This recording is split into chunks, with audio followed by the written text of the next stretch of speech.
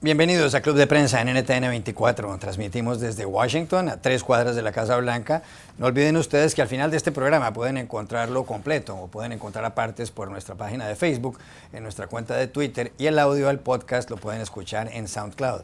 Yo doy la bienvenida a los invitados hoy a Club de Prensa. En primer lugar, el corresponsal del diario ABC de Madrid, Manuel Erice. Bienvenido a esta mesa como siempre, Manuel. Muchas gracias.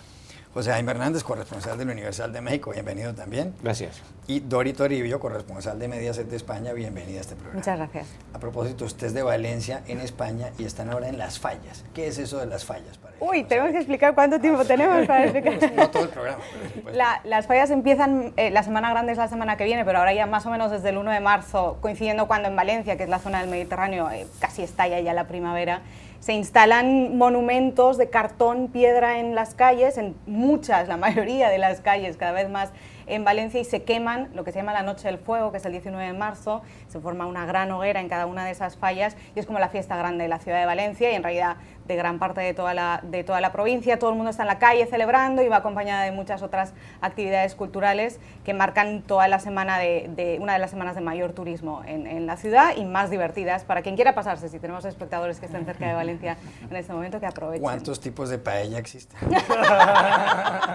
Entramos ya en lo mollar. Aquí ya entramos en un tema muy serio. Lo mollar. Fundamentalmente la paella, yo creo que hay dos, verdura y carne, y luego está la de marisco, que ya esto ya para los auténticos o los integristas de la paella, como se dice en Valencia, esta ya entra en territorio peligroso.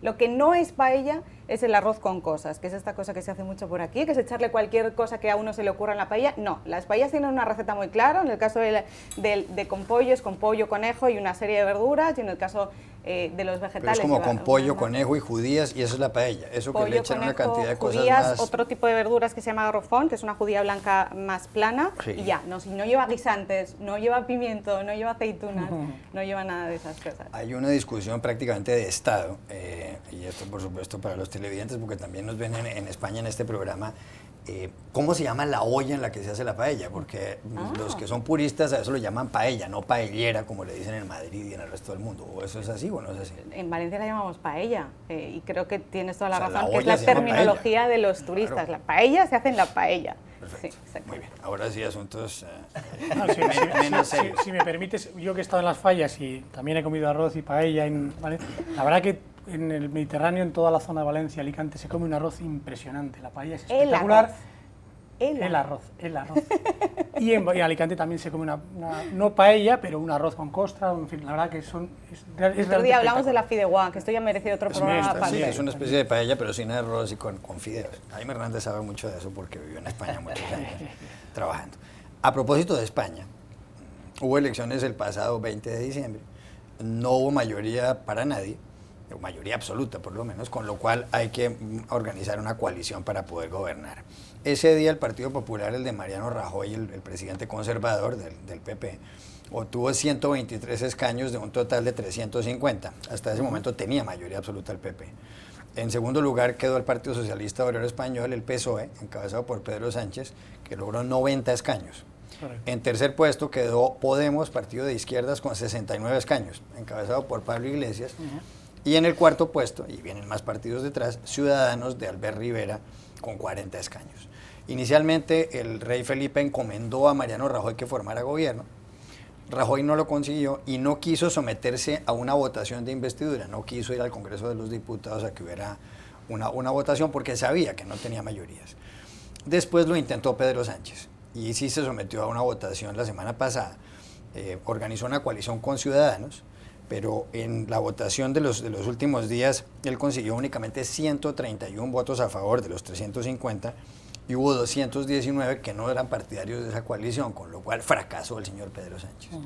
En las últimas horas el rey Felipe VI recibió a Pachi López, el presidente del Congreso de los Diputados, y le dijo que de momento él no quiere volver a hablar con líderes políticos, que quiere esperar a ver qué pasa.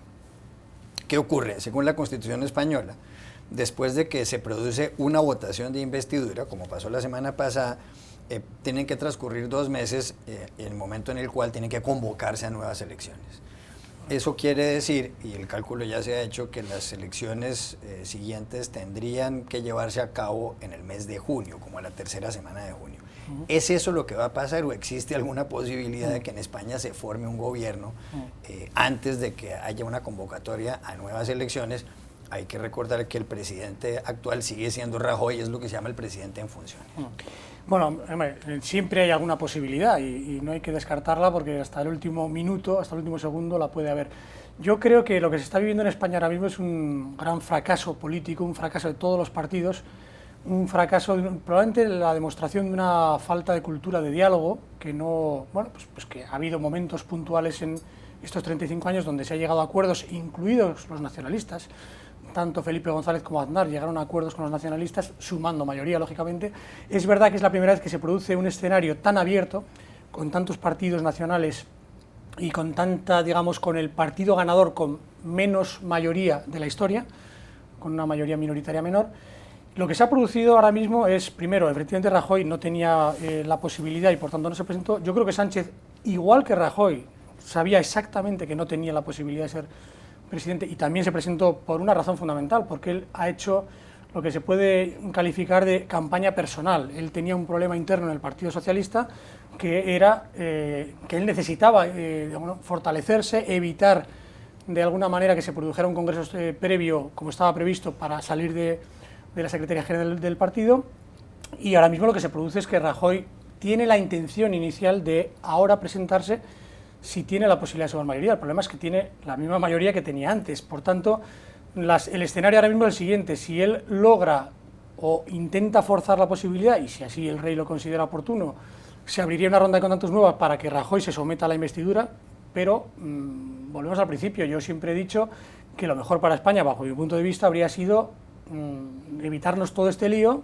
y que desde el primer momento el partido ganador claramente de las elecciones, más allá de que hubiese perdido muchos votos, ganador de las elecciones hubiese gobernado con el apoyo de Ciudadanos y con la abstención del PSOE, y no intentar el Partido Socialista con 90 escaños, con una caída tremenda, con el peor resultado de su historia, formar un gobierno que sabía también que no podía. Por tanto, solo hay dos opciones: el hecho de que Rajoy fuerce esa posibilidad, sabiendo que ahora mismo no tiene la abstención del PSOE, que es la clave, y la otra opción es ir directamente a las elecciones. Hombre, puede haber una vía casi imposible de que se retire el señor Rajoy y entonces haya otro candidato. Yo eso lo veo casi ciencia política de ciencia ficción, pero bueno, es una opción. ¿Coincide con ese análisis, Jaime Hernández, que sigue minuto a minuto la política española siempre? Sí, coincido. Y lo que es más, yo creo que cuando uno trata un poco de desentrañar las claves de este proceso tan dificultoso para armar un gran gobierno de coalición, yo no puedo más que remitirme a la propia historia de España, que es un país que desde mi punto de vista siempre ha vivido con esta lógica de las trincheras.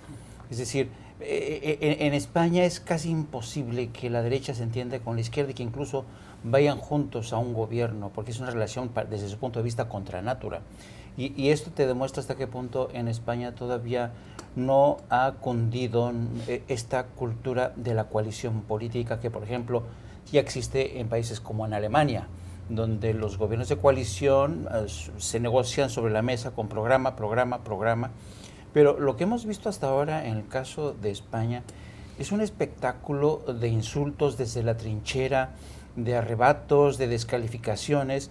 Y lo que decía Manuel, es decir, yo creo que el Partido Socialista, habiendo tenido el peor de los resultados en toda su historia, ahora pretende comandar un gobierno que además con una organización como Ciudadanos, que aparentemente, un poco para dar la sensación que está en el centro, pero olvidándose prácticamente de la izquierda, ¿no? Y yo creo que la izquierda, en este caso de Podemos, que desde mi punto de vista quizá es la más atrabiliaria, la más bronca, la que no está dispuesta a aceptar algo que no sea más que las reglas que ellos quieren poner, eso imposibilita y mucho el diálogo y la negociación. Yo creo que, aunque no descarto un acuerdo al final, porque todo es posible, pero creo que sería una receta para un gobierno inestable y de corto plazo, creo que España en cualquier caso sí está abocada a unas elecciones el próximo mes de junio. Dorito Toribio. Ese es el escenario, a mí me parece más probable. Me lo ha parecido desde el principio. Como dice Jaime, todo puede pasar a estas alturas, y sobre todo tal y como está el escenario político en España, uno ya se espera que pueda pasar cualquier cosa, pero parecía desde el principio que por la propia pasividad del presidente del gobierno en funciones, que al fin y al cabo es quien más votos ha conseguido en las elecciones y es quien ganó las elecciones, aunque no fuera con votos suficientes para poder formar gobierno o por lo menos intentar hacer un acuerdo con varios partidos, parece que el escenario más probable desde el principio era ese, porque sencillamente las matemáticas no dan. No da para que ningún partido forme gobierno en solitario, tampoco daba para que dos partidos hicieran un acuerdo y formaran gobierno, y a partir de aquí es cuando entramos en el territorio, en las arenas movedizas. Hay que hacer acuerdos de 3 o más partidos y es ahí donde los desacuerdos políticos o incluso la falta de miras de Estado es donde está haciendo que sea imposible la cuestión en España. A mí me preocuparían 2 cosas. Primero, la propia inestabilidad. Quizás que los españoles no estamos acostumbrados a no tener gobierno. Esto que está sucediendo es inédito en la democracia española. Es la primera vez que en segunda vuelta de una votación en el Congreso no se consigue investir a un presidente del gobierno, y esto genera cierta inestabilidad en España porque sencillamente no estamos acostumbrados, y también mucha inestabilidad en los mercados, que sabemos que se mueven un poco con los vaivenes de la política, y la pregunta es si España se puede permitir toda esa inestabilidad real y de alguna manera provocada en este momento, después de haber pasado una crisis y todavía estando sufriendo las consecuencias de una crisis económica tan grande. Y lo segundo que me preocupa es ver cómo el nivel político está tan bajo ahora mismo en el país, en todos, empezando por el propio presidente del gobierno en funciones, que sencillamente agacha la cabeza y ni siquiera intenta formar gobierno, aunque posiblemente sea una estrategia, sí, quizás sea una estrategia que le vaya a salir bien, pero empezando por él, siguiendo por ahora mismo Pedro Sánchez, líder del Partido Socialista, que ha intentado formar gobierno pero tampoco ha demostrado ser capaz de negociar o de abrir bien el bando para incluir a todos, terminando por Podemos, que hizo un discurso estas 2 sesiones de investidura sencillamente terrible, hablando del amor y de los besos, algo que no está a las alturas de un político que en este momento tiene parte de la responsabilidad en España para formar gobierno. Bueno, yo creo que la estrategia de Rajoy, por explicarla un poco, yo creo que él lo que ha intentado es esperar digamos a la parte final de este largo proceso que él ya calculaba que se iba a producir. Es decir, que Sánchez no formase mayoría, que era previsible, y entonces que toda la presión al final recayera precisamente en Sánchez a la vuelta del partido. Es decir, faltan esos 2 meses, yo sigo coincidiendo con mis compañeros que va a haber elecciones, pero es verdad que la presión de aquí hasta que se cumpla esos 2 meses pues va a ser muy grande para Sánchez, porque al final el planteamiento inicial es el siguiente. Es verdad que al PSOE le desgastaría una gran coalición con el PP, pero hombre, lo que no le desgasta tanto y es bastante más justificable ante sus propias bases, es decir, hombre, con una abstención desde fuera, permitir que el partido que ha ganado gobierne, sobre todo en evitación de que el país entre en una situación económica pues no deseable, que puede ocurrir. De momento ha habido alguna noticia reciente de que estaba saliendo dinero de España, luego el Banco de España lo matizó, en fin, pero sí parece que hay por lo menos una falta de inversión en el país, y eso es muy, muy preocupante. Ya regresamos a Club de Prensa. Volvemos a Club de Prensa en NTN 24 desde Washington. José Jaime, hubo ayer aquí en Estados Unidos debate entre los precandidatos presidenciales demócratas, Hillary Clinton, exsecretaria de Estado, y Bernie Sanders, el senador por Vermont. Y se enfrentaron realmente, tal vez por primera vez, de una forma con cierta dureza. Hablaron, el señor Sanders, por un lado, criticó muchísimo a Hillary Clinton diciendo que ella había aprobado una cantidad de tratados de libre comercio, que era partidaria de ellos y que eso había hecho perder puestos de trabajo aquí en Estados Unidos. Ella se defendió en cierto modo, luego él volvió a mencionar los vínculos que tiene ella con Wall Street y ella se defendió y demás. ¿Quién ganó este debate y quién perdió? Porque lo cierto es que, aun cuando Sanders ha logrado algunas victorias en ciertos estados, de los 50 en total que hay en Estados Unidos en este proceso de elecciones primarias, de cara a elegir los delegados a la convención de mitad de año en Filadelfia del Partido Demócrata, pues todo indica que la señora Clinton va por delante de Sanders. ¿Quién ganó y quién perdió anoche? Yo creo que aquí lo interesante del caso es que en los debates, por regla general, y específicamente en el caso de Bernie Sanders y Hillary Clinton, yo creo que siempre gana quien más auténtico aparece ante el auditorio y a los electores. Y desde mi punto de vista, Bernie Sanders sigue siendo el candidato más auténtico. Es un hombre que ayer puso en evidencia a Hillary Clinton cuando le dijo que ella había apoyado acuerdos de libre comercio como el Tratado de Libre Comercio entre Estados Unidos y Canadá, que destruyeron, según Sanders, miles de trabajos, y que, claro, ¿cómo vamos a competir con un país como México que pagaba 25 centavos la hora, ¿no?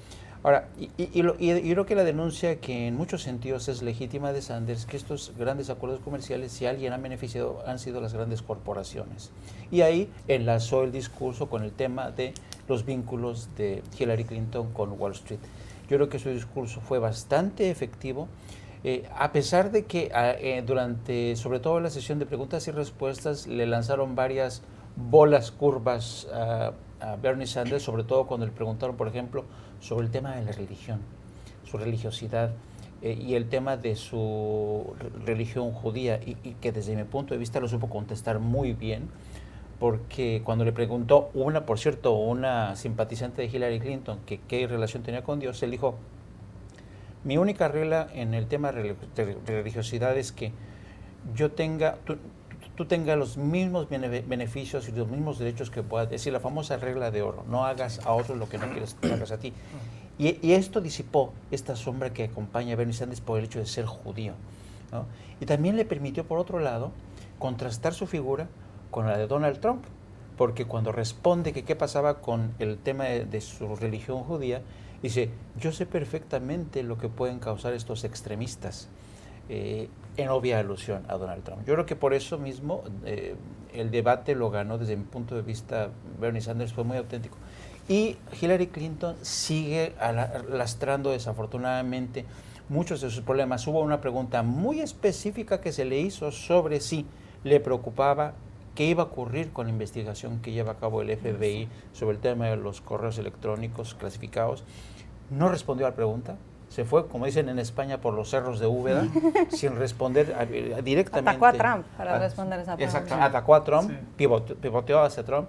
Y yo creo que, a pesar de que tiene grandes recursos Hillary Clinton, desde mi punto de vista, quien ganó en términos de autenticidad fue Bernie Sanders. Por otro lado, Doria, hay un artículo en la BBC de Jessica Lessenhoff, una periodista que vive aquí en Estados Unidos, y ella dice, tiene un titular llamativo porque dice que la política en este país se ha convertido en como dirían en inglés, en X-rated, es decir, como si fuera cine X o cine rojo o cine porno, en el sentido de que como en los debates, y por supuesto se refiere ella a los republicanos, entre Donald Trump y Marco Rubio, pues el señor Trump se refiere a Rubio como un hombre sudoroso y demás. Rubio se refiere a Trump como un hombre de manos pequeñas. Trump contesta que está sugiriendo que él, el propio Trump, tiene el órgano genital masculino, el pene pequeño. Y entonces dice la periodista que uno ya no puede ver los debates en televisión con los hijos porque pues los hijos ya no entienden eso de qué se trata. Eso parece... ¿Ha llegado a ese extremo? Yo creo que sí. Yo me encontré además hace 2 días a unos vecinos en el ascensor, típica conversación aquí en Estados Unidos diaria, y me contaban que ya no dejan a los niños que tienen entre 8 y 10 años ver los debates por todos estos temas. A veces salen temas también. Marco Rubio ha decidido atacar a Trump diciendo que si tiene los pantalones mojados o no. Trump lleva una ristra de insultos desde el principio, como cuando hacía estos comentarios sobre la moderadora de Fox, Megyn Kelly, que si le salía sangre por no sé dónde. Es decir, todos son comentarios muy incómodos para los niños. Incluso estos padres me contaban que tampoco saben si van a llevar a los niños a ningún meeting a partir de ahora, porque ya no es solo el discurso de los candidatos, sino es el ánimo de la gente en los propios mítines, como la crispación, el enfado, los ataques unos entre otros, como si alguien abuchea, los demás enseguida se meten con él, como ese propio clima al que parece que está llevando el discurso de los políticos tan encendido. Muchos padres no quieren que los hijos vean ese clima político. Quizás sea algo menos encendido en el lado demócrata, ¿no? Ayer un debate como el que vimos entre Hillary Clinton y Bernie Sanders sí puede verse entre niños. De todas maneras, yo a veces pienso que los niños saben mucho más de lo que a veces les tomamos. Y en algunos programas estadounidenses he visto típico reportaje que hacen preguntándoles a los niños, y a veces nos dicen las cosas más claras que nosotros. Una vez escuché a un niño estadounidense en el colegio decir: bueno, es que mis padres no me dejan comportarme así, no sé cómo los padres de Trump le dejan que se porte de esa manera. A propósito, usted escribió un artículo hoy en el diario ABC titulado Trump, el candidato megalómano. ¿Tendrá algo que ver eso en este nivel del debate republicano? Sin duda. ¿O todo que ver? Yo creo que mucho que ver. No, yo ahí creo que, vamos a ver, a mí me parece que, y creo que es un poco exagerado, ¿no?, hablar de que los niños no pueden ver ese debate. Es verdad que el último debate republicano, bajo mi punto de vista, entró, digamos que superó o rebasó esa línea, digamos, sobre todo la línea de la vulgaridad, ¿no?, de los cauces que tiene un debate que tiene que ser siempre un debate, es una pelea dialéctica, es una dura lucha, muchas veces dura y es bueno que lo sea, pero no llegar a lo chabacano, ¿no? Y yo creo que ahí Marco Rubio se equivocó. Yo creo que Marco Rubio, yo creo que todos los debates que acaben en el barro benefician a Trump. Y yo creo que Trump es el que siempre, y particularmente en el último debate, supo llevar el tema al barro. Porque al final, su personalidad es esa, la personalidad Ahora en el barro. Claro, él además presume de hablarle a la gente como quiere que se le hable, ¿no? Y cosa que yo creo que es muy discutible. Y entonces, donde yo creo que Marco Rubio se equivocó es precisamente en ir a ese terreno donde a él no le interesa ir, sino le interesa mucho más ir a la dialéctica de los contenidos, de las propuestas. Se puede, por supuesto, como en el anterior debate, que yo sí creo que ahí Marco Rubio superó claramente a Trump, pero en el momento en que tú rebasas esa línea de la chabacanería, pierdes el debate y entras en un barro que, efectivamente, a un señor es un megalómano porque al final la auténtica razón por la que él se ha presentado a estas elecciones, como lo ha intentado desde los años 80, prácticamente desde el año 88, es porque es un megalómano, y es así, porque por sus frases los conoceréis, ¿no? Cuando dice él que muéstrame a una persona sin ego y te diré quién es un perdedor, ¿no? Pues, es decir, todo ese tipo de frases y de pensamiento es Donald Trump. Ya regresamos a Club de Prensa. Volvemos a Club de Prensa en NTN 24. Ha muerto este fin de semana aquí en el estado de Massachusetts, en Estados Unidos, Ray Tomlinson, el hombre que en 1971 logró enviar un email de un computador a otro. Y fue el hombre que se inventó la arroba, el hombre que cambió, en cierto modo, la manera en que nos comunicamos los seres humanos. Pervivirá el email, porque ahora parece que con WhatsApp ya la gente no se manda tantos emails. Sí, pero volveremos al email, igual que volvemos a los libros siempre. Es como la piedra base de la comunicación moderna. Por eso yo considero que él es un héroe moderno, es alguien que realmente ha cambiado nuestras vidas, ha cambiado la manera en la que nos comunicamos, y quizá, quién sabe, la arroba hubiera desaparecido si no fuera por el correo electrónico. Además, no olvidemos también que es casi considerado como una figura de culto en el sector tecnológico por su humildad, porque pese a cómo cambió las cosas, él siempre se mantenía en un perfil bajo y casi como si no tuviera importancia. Jaime Hernández.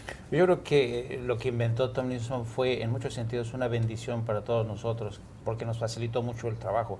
Sin embargo, yo creo que también no se percató este ambiente de urgencias y agobios que nos heredaría, porque hoy, cuando uno recibe un correo electrónico, siente la imperiosa necesidad de contestarlo, sí. O cuando manda un correo electrónico a uno, también siente la imperiosa necesidad de que le respondan a uno de manera inmediata. Manuel. Yo, además de alabar al inventor de algo tan útil, estoy esperando a ver quién inventa la manera de gestionar semejante caudal de emails. La verdad que yo creo que tenemos un problema hoy con la vida de hoy en día, que es tal avalancha de emails diarios que es imposible gestionar. Entonces yo estoy esperando que alguien invente un sistema, un método, sí, para poder gestionar todo perfectamente y no estar 24 horas pendiente de... Uno quisiera pedir que por favor no le escriba. Efectivamente, si es posible. Como caño mal. Gracias a los tres, a ustedes los espero mañana en Club de Prensa.